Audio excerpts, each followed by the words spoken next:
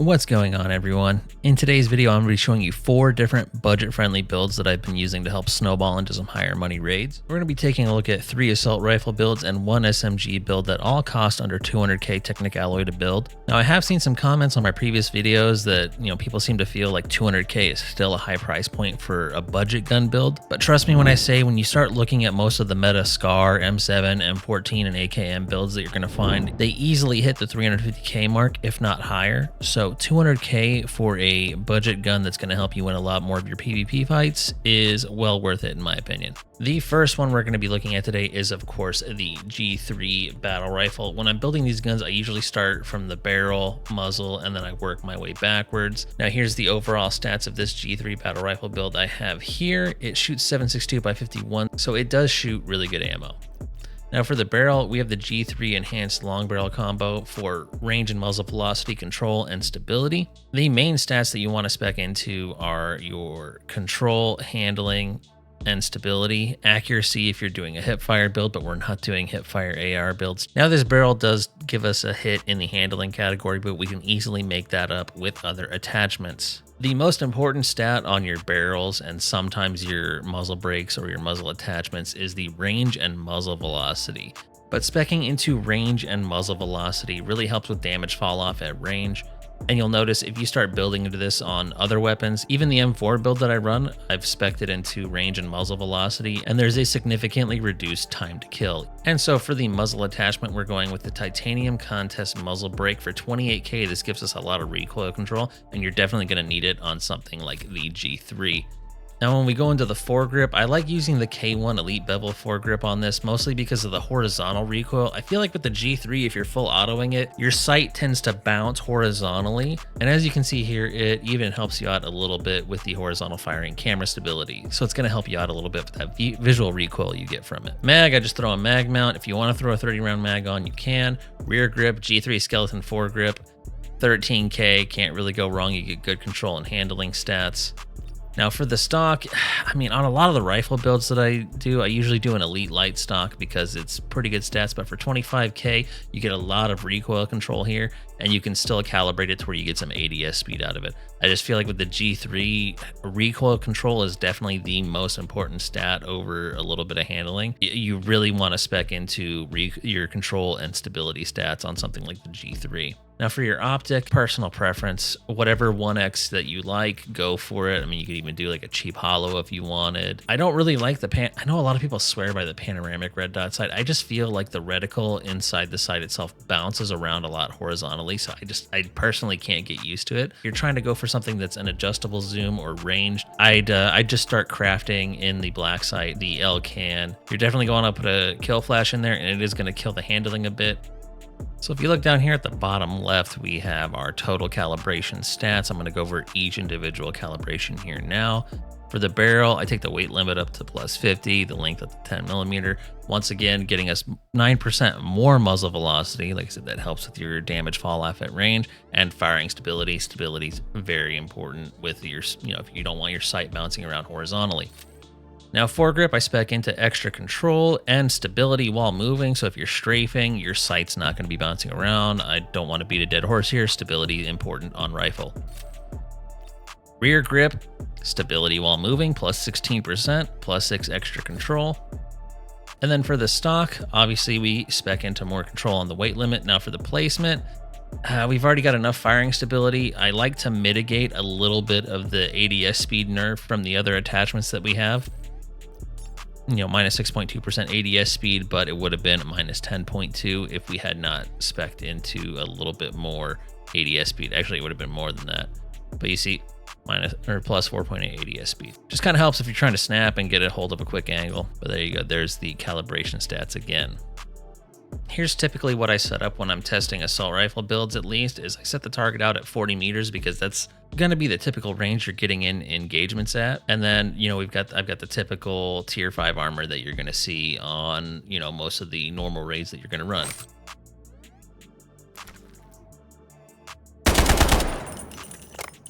So we hit a headshot there, 0.2 second TTK. Obviously we're running M62 legendary ammo. And 0.3 seconds all body shots.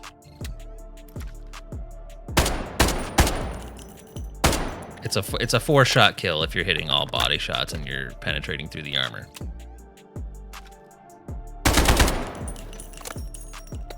Now the G3 is kind of hailed as your poor man's Scar build, but I mean, it's really cheap to run. You can get it early on. I definitely recommend this for new players. All right, guys, up next we have the AKM Assault Rifle. This one I've been running a lot more often lately. I actually really like it. So for the barrel, we have the AKM Practical Long Barrel. Again, range and muzzle velocity, and then gives us control and stability. Sure, we get a detriment to handling. We make that up in the foregrip and rear grip. And again, we have the Titanium Contest muzzle brake, more recoil control for a nice 28K. And again, K1 Elite Bevel foregrip, horizontal control. This gives you just normal control stats plus the horizontal recoil. These 7.62 builds, they typically have a lot of horizontal recoil. This K1 Elite Bevel foregrip is just insane for managing that. I don't really like running a 40 round mag. I usually run the 30 round polymer mags just for a little bit more handling. And then for our rear grip, we have the AK Stable rear grip, 10K, recoil control. It's really nice to run. Now, again, one of my favorite budget stocks is the Elite Light stock. You'll get it for around 15K on the market. You get some control and ADS movement speed out of it. So you get some control and handling stats. And then optic, I kind of just like the sight picture on the holographic sight for the 1X. I know, like, oh, you're doing it like, maybe not a lot of people like it, but again, this is personal preference. Even though I like the OKP7 reflex sight, I feel like, you know, the front sight post gets in the way of that optic sometimes. So having this optic a little higher up without having to use a riser or anything, I just like the way it looks personally when you're aiming down sights. And again, on this build, if you were wanting to go with something range, your 1.5 by 5 adjustable, you know, your LCAN sight, that's going to do you just fine. Now for the calibration, we got plus 16% extra control, plus 9% muzzle velocity, plus 32% stability while moving. Now I've been testing the difference back and forth between a little bit more fire stability or ADS movement speed. I kind of like strafing and jiggle peeking with this, so lately I've been, you know, calibrating it to plus 4% ADS movement speed, but if you're really wanting to control the horizontal recoil, I would change it to plus 4% firing stability on this long barrel. Foregrip, we respect into extra control and extra stability while moving. Rear grip, same thing, extra stability while moving and plus 6% control, plus another 6% control and another 4.8% ADS speed. That's just to mitigate some of the handling detriments that we get from the barrel. So getting a little bit more ADS speed when we can helps. I don't like calibrating the optic. I know you can get, you know, 0.5x extra zoom on this, but all that really does is doesn't actually add the zoom to the optic. It just kind of narrows in your FOV, so you don't have a lot of peripheral. And for some reason, I've noticed that like when I do 0.5x, like the gun is just harder to control in terms of the recoil. So I just don't calibrate the optic at all. So again, we have our target 40 meters out, 7.62 AP, and let's see the time to kill on this.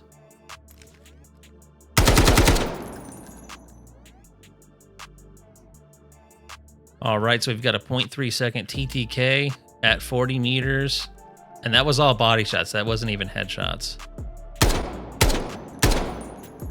3 shots to crack it. 4th shot, and of course that's running gold ammo, but you know, we've got gold armor set up here.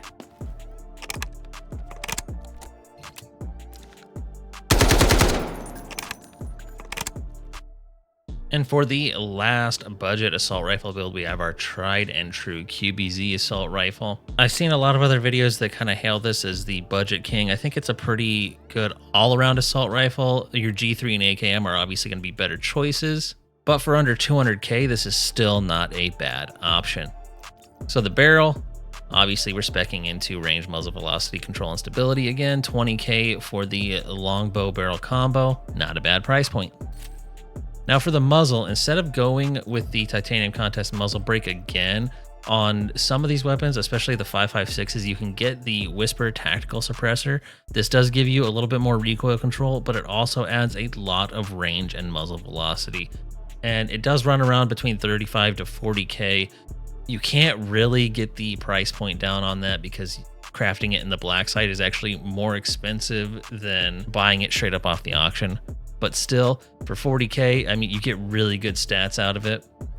Now for the foregrip on the QBZ, I like to go with the angled hand stop. This gun already has a lot of good recoil control right out of the box, so speccing into a little bit more handling and then calibrating some recoil control on the foregrip really just makes a lot of sense to me. I mean, this gun's really easy to control out of the box anyway, like I said, but just giving it a little bit more ergo, it's nice to have. Invasion rear grip, 18K, control and handling, not really much else to explain there. You're getting control and you're getting handling, plus a little bit more from calibration. Now there's no stock attachment on this, but you do get the cheek pad 23K. You're getting control, handling, and stability out of it. So for the only cheek pad that you can put on this thing, you're getting 3 really good stats for 23K, and you can also calibrate it.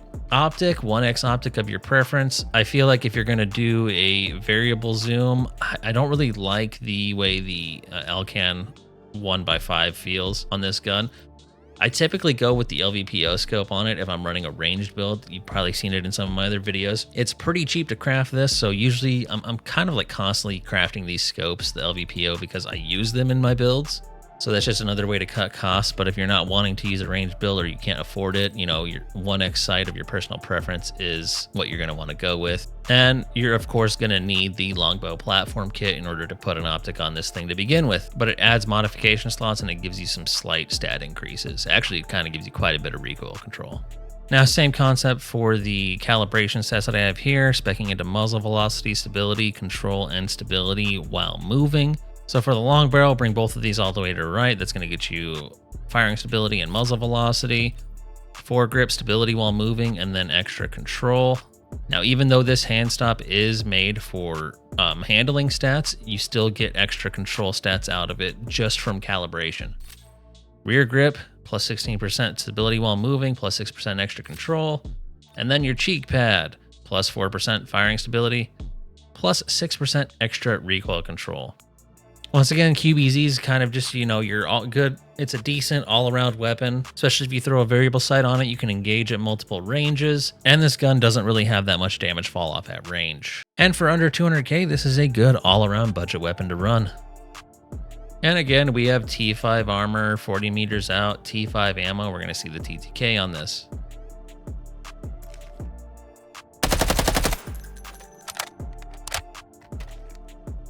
So you can get up to a 0.4 second TTK, a little bit higher than, you know, your AKM and G3 build, but that's also all body shots.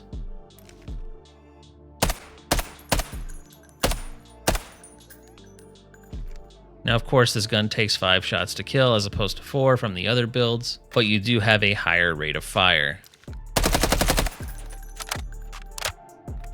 And finally, for the last build of this video, we're going to be looking at the Vityaz submachine gun. I've covered this build extensively in another video, so I won't get too in depth with it here. But if you're looking to do some budget runs in easy mode, this is definitely my go-to.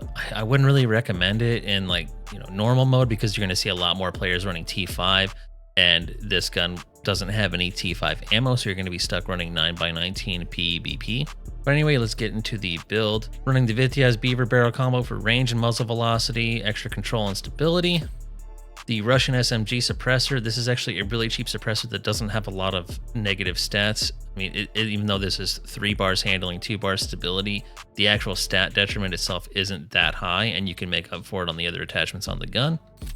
I like running the angle foregrip on this. Gives you control and handling stats, 26K, really good price point. Obviously run your mag mount for, you know, extra handling. We're also running the AK rear stable grip on this for extra control stats. And then of course, this must be my favorite stock, the Elite light stock for control, ADS, movement speed. This is actually really good on a budget SMG build, especially if you're going to be swinging corners, jiggle peeking. It's a really good one to have. Now the calibration, 9% muzzle velocity, plus 4% firing stability. Just drag those to the right. Foregrip, extra control, stability while moving. You don't really need to spec into ADS speed on this gun because it already has a really good base ADS speed. Plus 16% stability while moving, plus 6% extra control. Plus 4.8% ADS speed, plus 6% extra control. And then the sight, again, personal preference. I don't know why I had this calibrated at 0.25. We're going to fix that. I think I might have just been testing the build a little bit more, but like I said before when I was talking about the AKM build, it was either the AKM or the G3. Having the extra 0.25% zoom on a 1x optic, it narrows your field of view, and me personally, it makes me feel like it's harder to control the recoil when you throw that little extra zoom calibration on a 1x optic. And there's the overall calibration stats. I'll just let you take a look at that here, and then we'll take it to the firing range. So this time we've got a target out there at 35 meters, and we've got tier 4 armor on it, just because, like I said, this is more something you're going to want to take in easy mode, where you're going to be seeing a lot less T5 players. And since you can't run any T5 ammo, the highest tier ammo you can get is PBP. It just makes sense to kind of just run this in easy mode.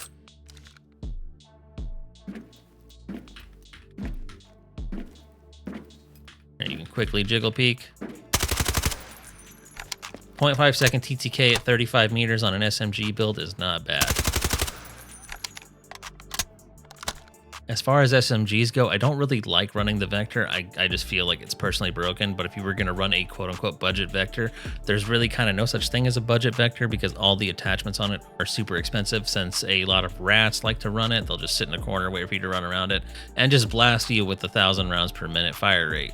But I would say besides the MP7 and the Vector, especially in terms of price to performance, this Vityaz PP19, it's just gonna outshine any of the other SMGs, you know, like your Bison or your MP5, especially the MP5. Because on the MP5, you can't put a rear pistol grip on it, so you lose calibration on it. This just has much better all-around stats. So anyway, I hope you enjoyed this video or found it helpful. If you're new here, hit that subscribe button. We are still inching closer to that 1,000 subscriber goal, and I think the last video we posted, overnight, I think I gained like another 40 subscribers just from the last video, so you guys have been crushing it. Thank you very much. Let me know what you think down in the comments, and I will see you in the next one.